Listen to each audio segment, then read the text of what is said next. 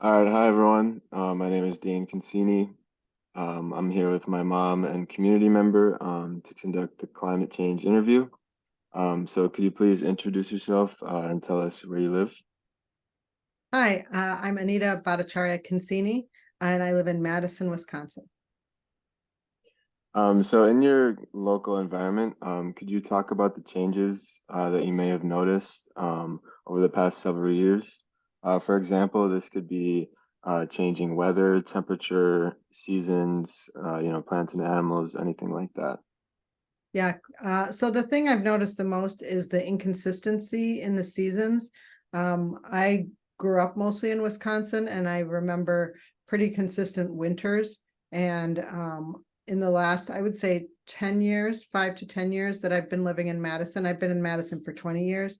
I've noticed that the winters are less snowy, they're warmer, and there's less consistent snowfall. Yeah, less consistent snowfall. Yeah, the inconsistency is definitely a big change. So looking ahead, how do you imagine that your family's or your community's future would be affected by climate change? Yeah, good question. So I think if this continues, I am concerned that the temperatures are going to get warmer. Maybe there'll be less snow, less winter in parts of the country. And while I know a lot of people don't like winter, there's good reasons to have winter. I think for one, it helps businesses who rely on uh, winter sports, for example. That can be not having enough snow can be a real problem for them. I think also the hard freeze that most of the northern United States has is good for plants and animals and insects. So we don't have quite as many insects, and many plants require a really hard freeze in order um, to reproduce and be healthy.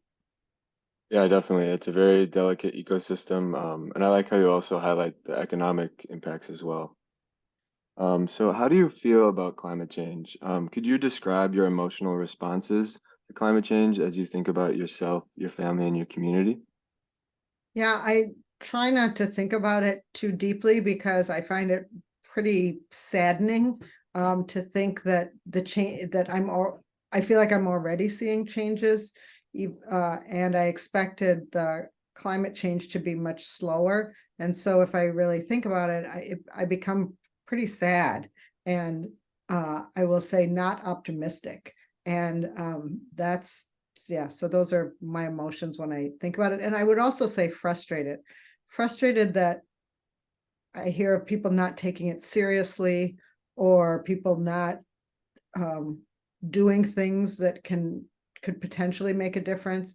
Even if we all do a little bit, um, it may not help very much, but if more people did a little bit, it might help more. Absolutely. Thank you for sharing that with me. So looking ahead, how do you imagine the future? What kind of world would you like to see in terms of the relationships between groups of humans, humans in the natural world, and then also humans in the climate? I think I would like to see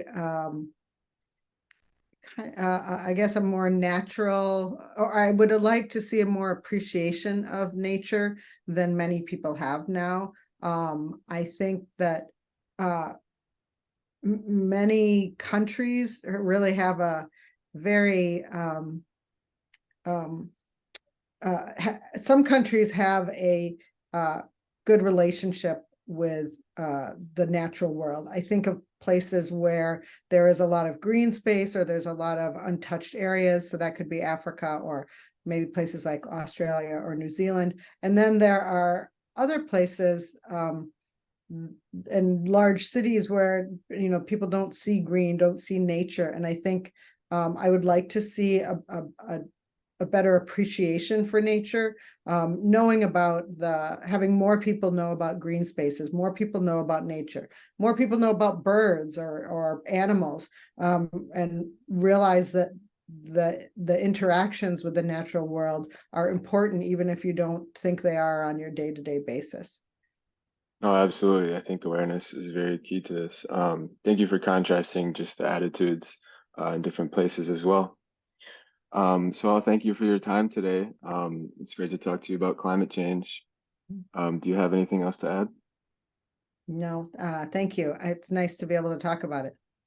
Awesome. Thank you so much.